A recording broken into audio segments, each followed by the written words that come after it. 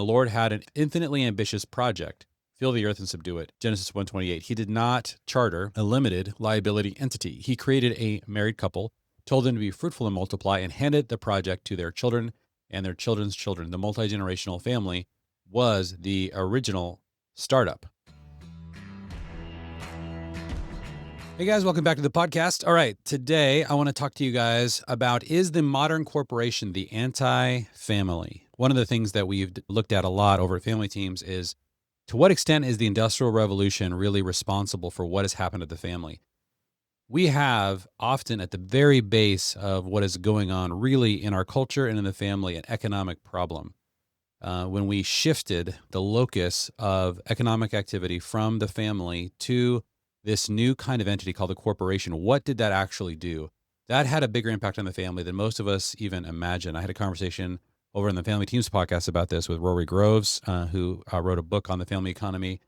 Jeff's book, Take Back Your Family, goes into this in detail. This is a really big deal. Now, I think that one of the things that it's worth kind of going one layer deeper into is to think about categorically what the corporation really is, kind of symbolically, spiritually. How do we think about this entity, this new thing that came into existence? So I want to read a little essay that I wrote and interact with you guys a little bit about this. So I'd love to get your take, any comments you guys have. All right. Is the modern corporation the anti-family? Little children, quote, "It is the last hour, and just as you heard, the Antichrist is coming. Even now, many antichrists have appeared." 1 John 2:18. John defines an antichrist not merely as someone who denies Christ, but as anyone or anything that seeks to occupy the place that belongs to Christ alone. By analogy, we might ask, has something emerged in history that now seeks to occupy the place that the family belongs to alone? I wonder whether the modern corporation is playing that role. Now, somebody reading this essay said, I don't think that corporations are antichrist. I'm like, no, I'm not making that claim. I'm saying that antichrist was a category for something that replaces Christ. And so there are teachers, movements that are antichrist movements. I don't think corporations are in that realm. I'm just saying, by analogy, there are also things that have replaced family, and thereby they're not antichrist. Are they the anti-family? And that's my question. Are modern corporations essentially a kind of anti-family? All right. A recent invention, the corporation as we know it, a separate legal personality, limited liability for owners, and potential perpetual existence is relatively new. Let me reread that. The corporation as we know it, these separate legal personalities, limits liability for owners and potentially perpetually exists. This is a relatively new phenomenon. The Dutch East India Company from 1602 is usually cited as the first true corporation. For 99% of human history, economic life was organized around households, clans, tribes, guilds, or kingdoms. The artificial person called a corporation did not exist. There is no corporation in the Bible, in Aristotle, in Roman law, or in the medieval world, except for a few ecclesiastical municipal exceptions. It is a 17th century innovation that exploded in the 19th and 20th centuries. So let me give a quick thought experiment. Imagine a world in which every worthwhile human project had to be accomplished at the scale of an extended family. No project could outgrow the number of cousins, sons-in-laws, grandchildren, etc., who could be trusted and coordinated without written contracts, liability shields, or a board of directors. I suspect many of us secretly long for such a world. It certainly looks like the world God designed in the beginning, when the Lord had an infinitely ambitious project, fill the earth and subdue it. Genesis 1:28. He did not charter a limited liability entity. He created a married couple, told them to be fruitful and multiply, and handed the project to their children and their children's children. The multi-generational family was the original startup. So I think it's important to take a step back and say, why didn't God create these sort of entities? And why, if he did not create them and they didn't exist for thousands of years, did they not get things done? Did they not have massive projects? Did they not have a multi-generational things that they needed to accomplish? Yes, I mean, God told us to subdue the earth, but he gave that mandate to the family, and we give that mandate today to the corporation. The corporation is primarily the entity through which we subdue things. It's not any longer the family. This is what I'm saying is it's kind of becoming anti-family. Today, the pattern is almost perfectly inverted. Most adults spend the majority of their waking hours working with genetic strangers inside corporate teams. The family estate, once the center of production, education, welfare, elder care, and culture making, has now been reduced to a consumption and storage unit. The most ambitious projects are now almost exclusively corporate projects. The family rarely stewards anything that outlasts a single generation. A funeral is often the first and only remaining multi-generational family project most of us ever undertake. And shortly before that funeral, we tend to suddenly realize and regret the decision we made to exchange corporate time for family time. I was kind of struck by that idea that when I think about a multi-generational family, when adult siblings have to actually get together and do a productive activity, a shared project, usually the best example of that is the funeral for their parents. And obviously they're very out of practice. And so oftentimes that can be contentious. But it's interesting that imagine if that was normal. Imagine if we didn't have these corporations. And so you were looking around, who can I trust long term and who is going to be around multi generationally, who can pass this project on so that it continues to bear fruit and does its mission. You would begin to think about your children, your grandchildren, your siblings. Yes, you could partner with other families, but obviously for continuity's sake, and even in many family businesses, we've got a few multi-generational family businesses in our family, our extended family.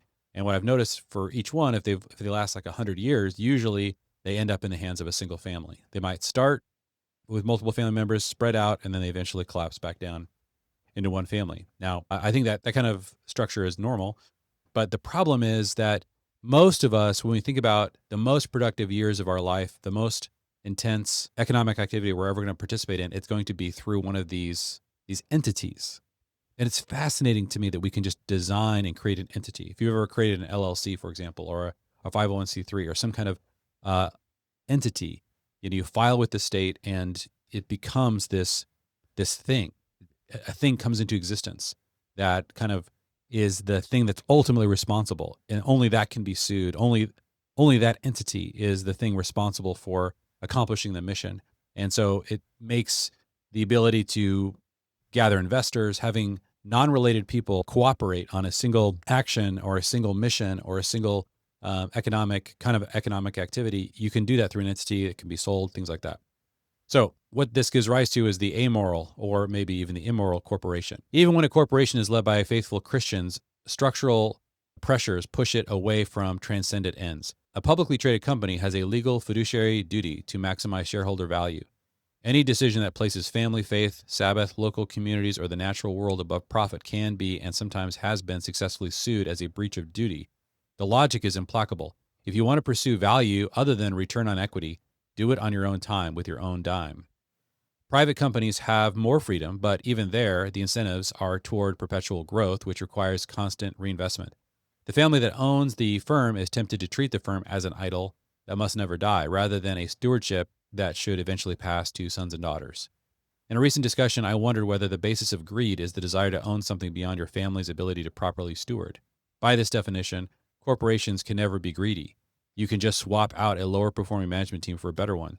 And this drive to grow, what is greed in an entity that's designed to constantly grow and actually has a fiduciary responsibility to provide the largest possible return that it can to its stakeholders?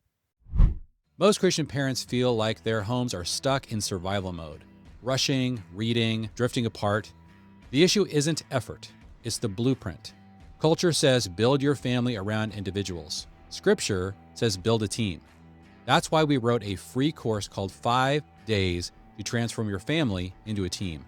Each day gives you one short teaching and one simple step around mission, rhythm, and unity. It's free and takes just a few minutes a day. Start today at familyteams.com/transform. In this sense, the corporation achieves a kind of immortality that no family can match. Families die out, corporations can be sold, merged, recapitalized forever. Too big to fail is to declare that a corporate entity has achieved a kind of eternal life. I was really interested as well in the whole conversation around corporations that became too big to fail.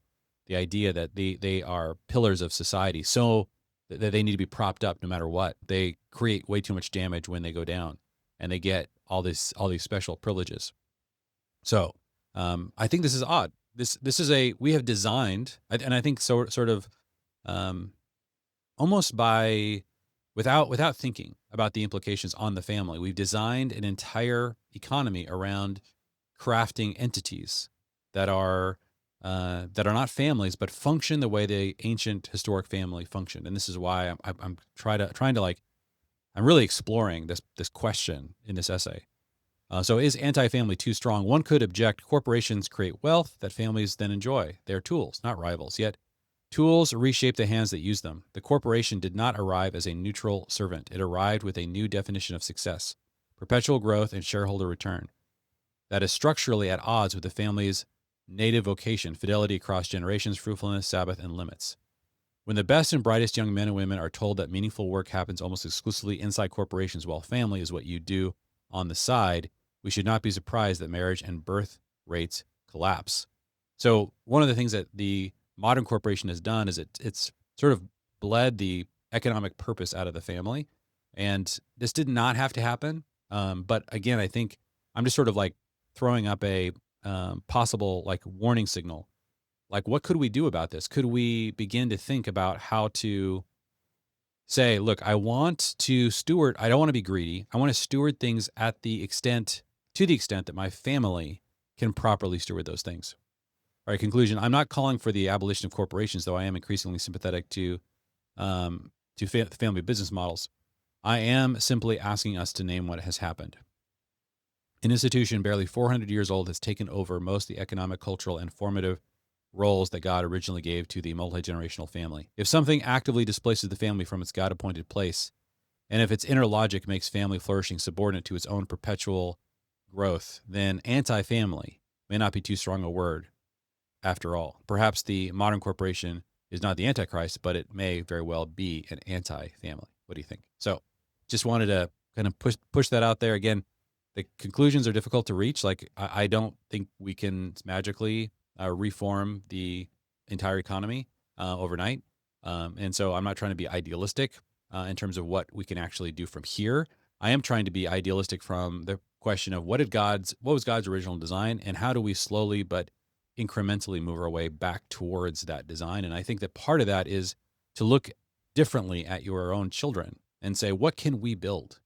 What can this family or this extended family build and steward across generations, instead of simply say, let's spin up another entity, flood that entity with, genetic strangers, and see what this team can build, getting investors involved and turning the entire thing into something that is designed to perpetually grow financially without having sort of that full, robust life of the family, the values of the family, the history of the family, the rootedness of a family. Was that designed to be a part of the economic equation of trying to do these large-scale projects that corporations today are taking on? That's the question I'm asking, and something I think is worth diving into. Thank you for listening to Jeremy Pryor's podcast. Make sure you hit that follow button so you don't miss out on any future content. Follow Jeremy on Twitter and Instagram, as well as his Substack blog, all linked in the description. See you next time.